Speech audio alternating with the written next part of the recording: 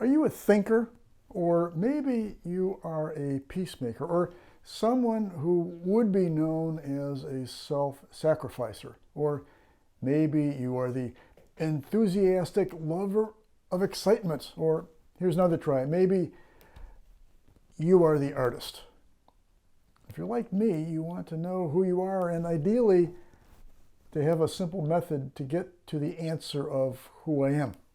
Now, admittedly, putting a label on myself would really simplify things, but likely it would bring way too much simplicity. But at its best, the hope is that in getting to that label that defines who I am, there might also come with that some nuanced clarity. Now, what am I talking about? The Enneagram.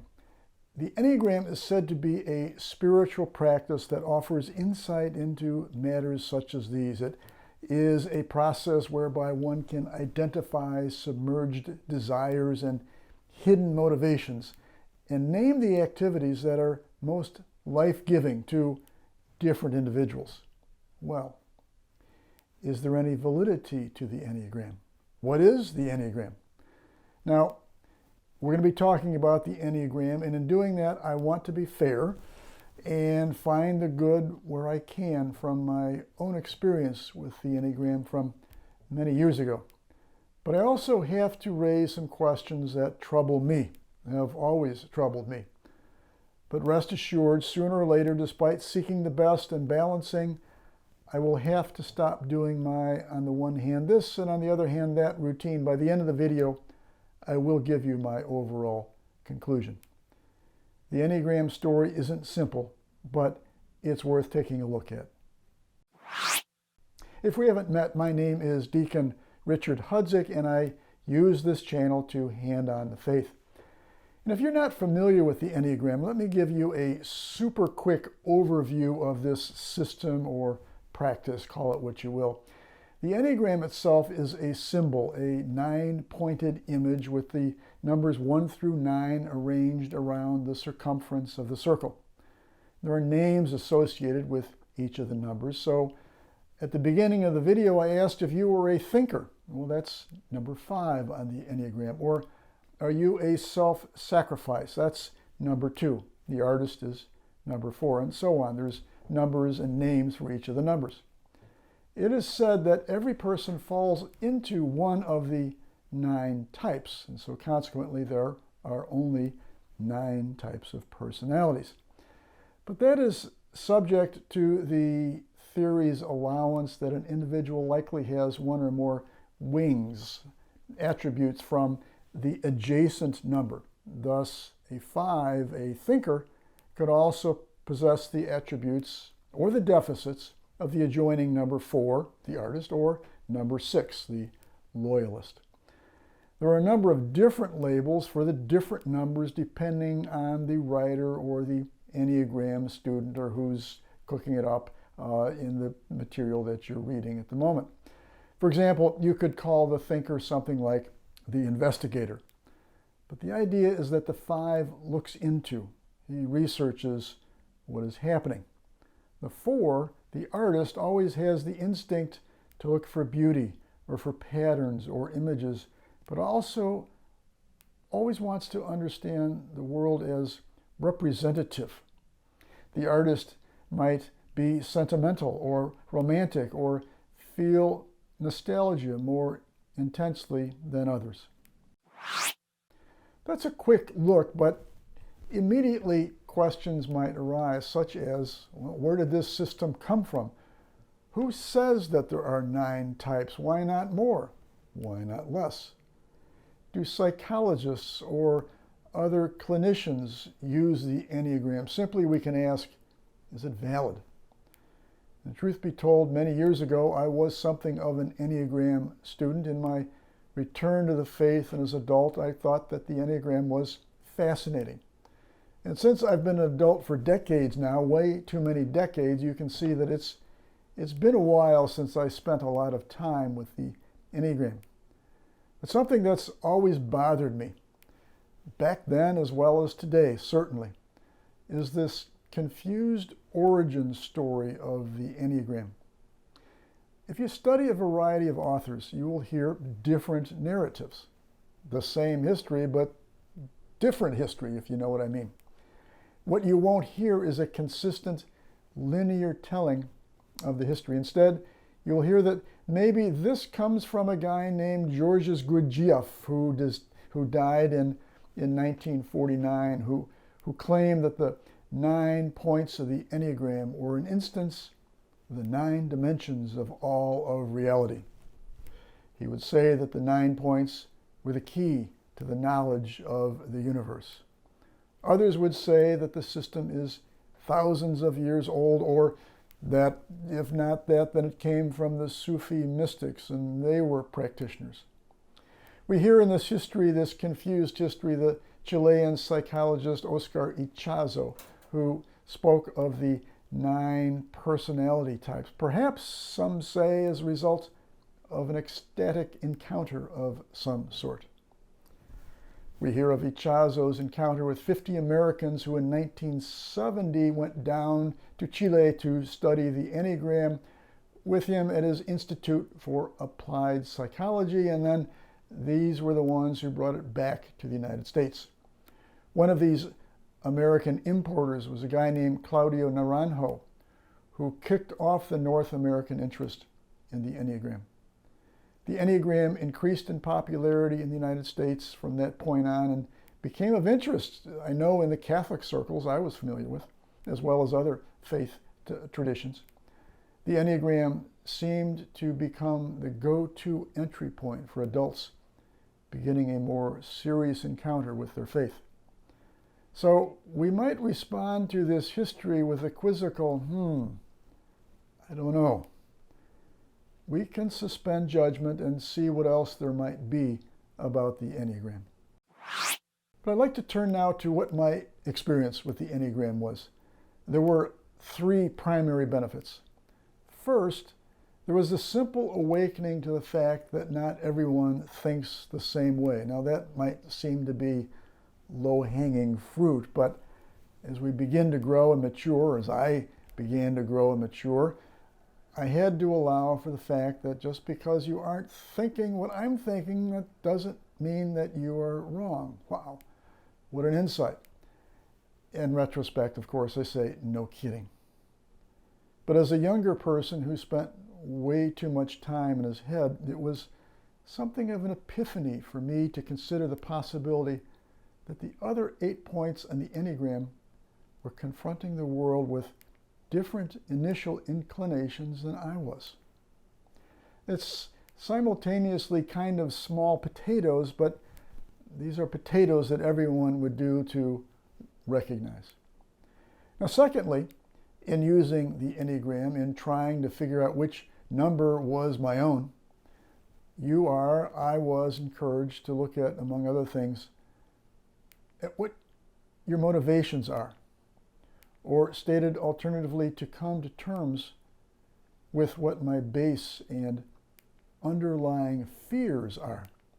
Now, for example, familiar with the number 5, if I am a number 5, it can be that I am viewing the world as a potentially dangerous place, either physically or psychologically dangerous. And to protect myself, I, as a number 5, might think that I need to be prepared, and I prepare by studying what's going on and getting ready to respond to those threats by having an understanding of the inner workings of what's happening and why. As a consequence of this study, the 5 can become bookish, or the 5 is the thinker. And it's not because he is necessarily any great genius or intellect, but because he's protecting himself, perhaps, by way of study. Now that's important information to have. The motivations of the 5 are something to put on the table and to think about. To ask myself, what do I want, really? What am I afraid of, really? And it turns me toward all those other people who aren't 5s, like the 4, whose heart might ache to recover a beauty they once experienced or dreamt of. They're animated, those 4s, by a hunger for that. They seek capital B, beautiful. They are restless. And I'm thinking, maybe, why don't you study? And they are thinking, don't I see the beauty right in front of me? The third benefit I would see from the Enneagram is connected with those arrows you see on the diagram. Each number is directed toward another number. And again, to do the boring thing with number 5, you see that the arrow for the 5 points to the 8. The thinker points to the boss.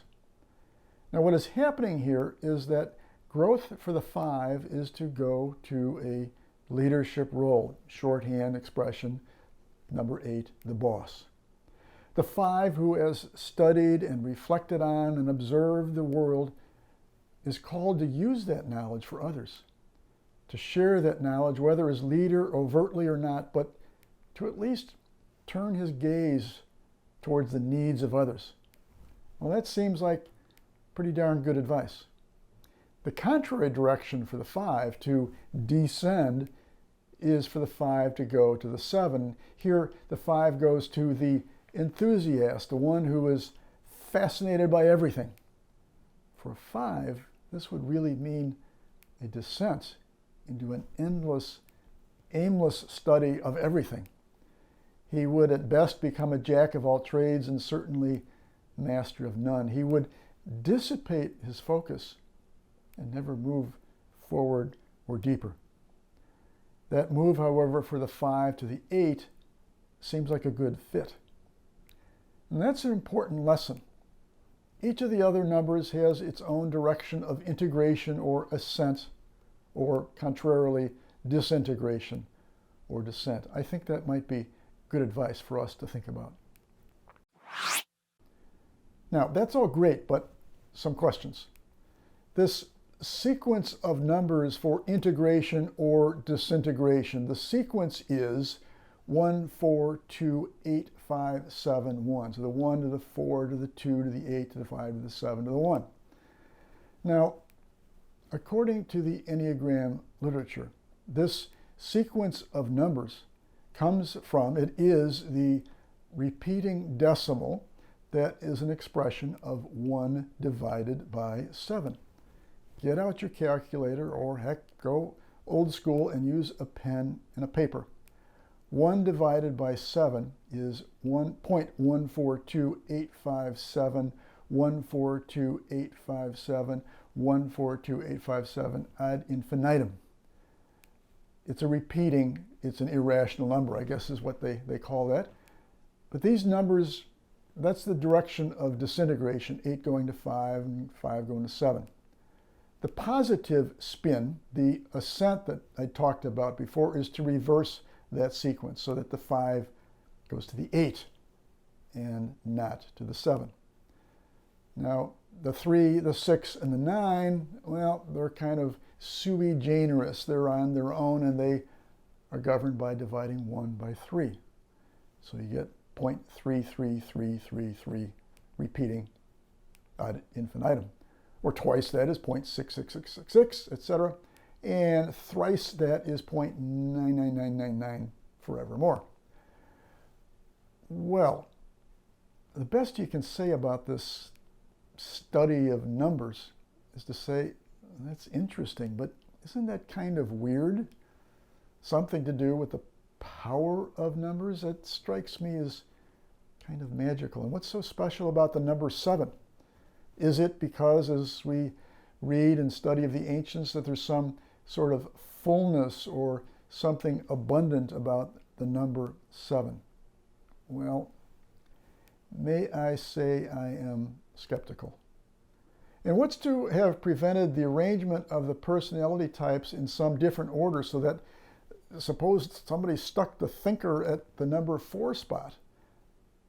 If that's the case, then the sequence of 1 divided by 7 gets things all messed up. So where did all that come from? And this origin history, isn't that rather confused? Why is there this mysterious background? Is it somehow intentionally dressing up that the entire theory is born from some fertile creative minds in the 20th century? Would somehow a more recent invention of this Enneagram thing diminish its attraction? Are we now on the border of Gnosticism or New Age? Are the experts in the Enneagram therefore claiming possession of some secret knowledge that they are perhaps willing to share, but it's wrapped in some mystery and immune from the analysis of modern psychology? Is that what's the deal here? So that's what you maybe call some of the practical concerns that induce my skepticism. Now, on the plus side, I do applaud the interest in trying to find one's motivations. Indeed, to look at one's deepest fears or deepest longings, well, that's knowledge that strikes me as important to self-understanding. It's also been beneficial for me to learn that we all have different proclivities, interests, manners of thinking, and our different numbers tell us something about this. But with these positive elements come several serious problems. First, there is the oversimplification of our psyches and the pigeonholing of one another. New students of the Enneagram can be heard after the introduction explaining others' conduct with expressions like, oh, he's a one. No wonder he's so hard to get along with. Or we hear, I really find her vibrancy so engaging. She's a 7, don't you know? Or I'm a 6. That's just what 6s do. Well, that's pretty superficial, if you ask me. And certainly, to be fair, the Enneagram literature cautions against doing that, but humans being humans, we do that. And from a Christian perspective, one has to ask where God is in all of this. Where does personal responsibility or sin enter into the Enneagram? Am I irredeemably stuck as a number 5, the thinker, researcher, always doubting, always questioning? What about the grace to grow, to change? At whose initiative is that growth? Is it all mine? Or is it also graced? What about the Christian doctrine of original sin? Is that simply what the root preoccupations of the different numbers are? No, I don't know. It could be. It seems fair to say we are all needful of examining our motives, our hopes, our fears, our dreams, and our sins. Well, is the best venue for this studying the Enneagram, or would we do better to study the saints, to receive the sacraments, engage in spiritual direction as we grow or ascend from one number to the next? Who is it who is doing the redeeming? Am I saving myself, or is it not Christ who redeems me? And where is the opening for the Holy Spirit here? What role does the blood of Christ play in moving me forward? I think our faith shows us the way. I fear that the Enneagram could prove a distraction to our efforts to seek union with God and to live the fullness of life that He desires for each of us. Perhaps it's only I who injects too much of himself into the Enneagram and not enough of Christ. I don't know. So my conclusion about the Enneagram, it's a skeptical and qualified maybe. Is it a substitute for our faith? Oh, absolutely not. Is it subject to being misused? Absolutely. Are there better alternatives? Yeah, absolutely. Let me know what you think. Thanks for listening and watching, and I will see you the next time.